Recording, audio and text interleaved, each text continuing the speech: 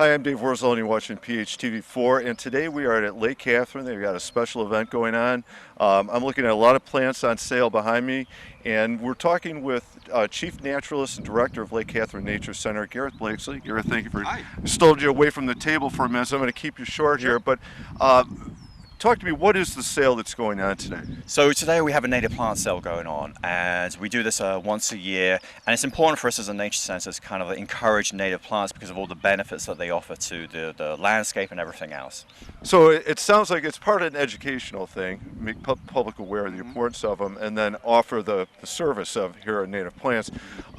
All right, so it's going to beg the question, why native plants are so important? Why not any plant? I can go to a garden center and there's huge varieties to choose from. Yeah. Well, so the main benefit about native plants is one, they kind of evolved in this landscape, okay? So that means they're useful for the creatures that would have lived in this area, so different pollinators like the monarch butterfly. They love this sort of like the plants that we actually have that grew up in this area. The other thing is it has a huge ecological benefit. They can actually adjust really well to like if there's variations in drought or water, and one of the main reasons about that is because if I can show this, is the roots on this are really, really important. So the roots of a native plant, this is a very young plant right now, but it already has like a decent root structure on it.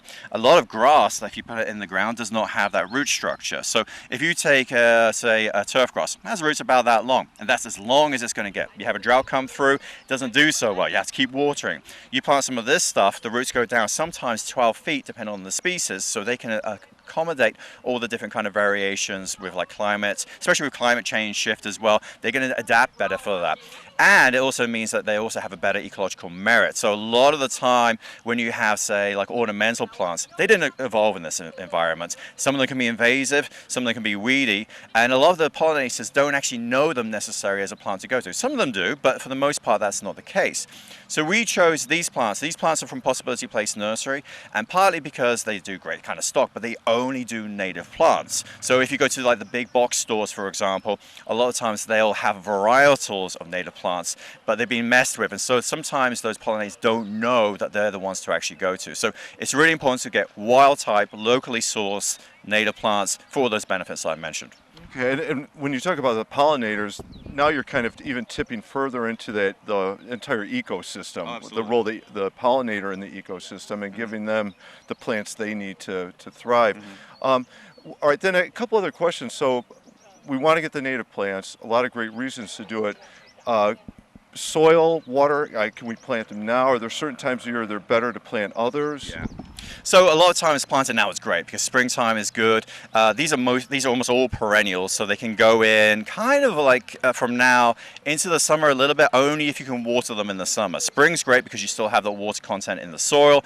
It's a better time, they'll get established, their roots start growing, hopefully you won't have to do too much over the summer.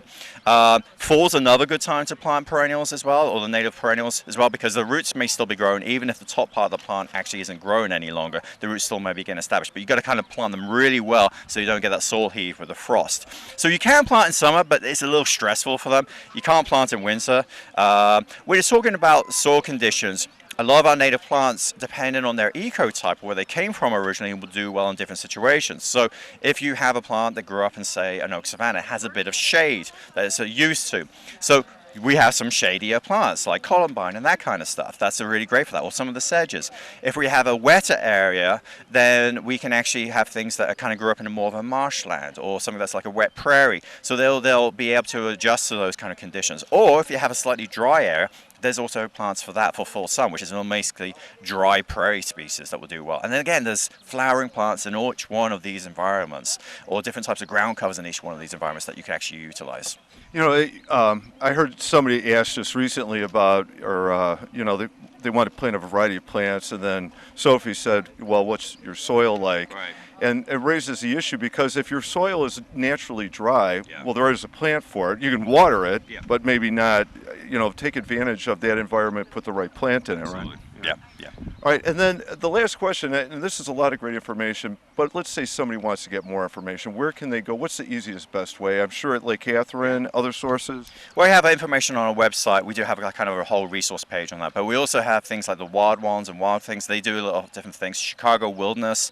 I mean, where we got our plants from, Possibility Place Nursery, they actually have a lot of information on their website as well. There's also some great books out there as well, but a lot of the kind of like local Wild Ones chapters are actually good places to do. And then Open Lands also does some good stuff. They actually, I think, advertise ours a little bit. So there's a lot of information out there. You put native plant sale there, a lot of places will pop up, and then it'll also have associated resources applied to it. So you don't necessarily have to kind of become an expert, but you can learn a lot that you need for your garden. Okay. Sounds like a lot of good, quick, available information out there. Not hard to find. Garrett, thank you very much. Good luck with the plant sale. What a great thing to do for the environment. Thank you. I'm Dave Wurzel, and you've been watching PHTV4, and we were at the native plant sale at Lake Catherine and Palos Heights. Thank you for watching.